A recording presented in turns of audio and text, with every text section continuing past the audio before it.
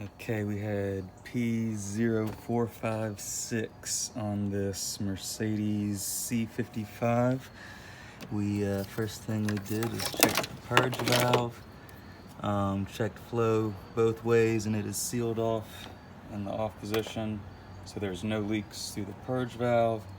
I finally got my smoke tester working, and we plugged it in to the side that goes to the tank, which is right here. Took that clamp off, and even though it was pressurizing the tank, couldn't really see any smoke coming out anywhere from the gas cap or from the fuel tank.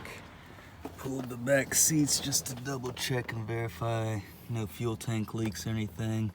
Looks like it might be a little moist in there, but that wasn't the issue with this very fine tire. Checked the charcoal canister. That's the opening right there.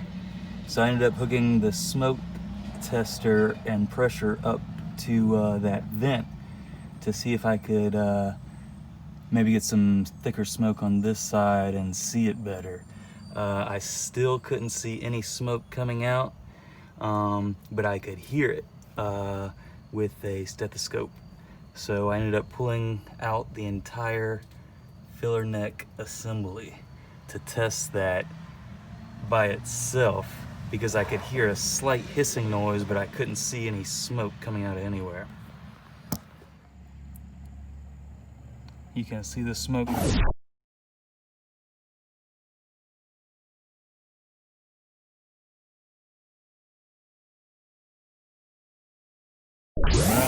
Took a lot of work and maneuvering, but finally got this piece out of the filler neck right there.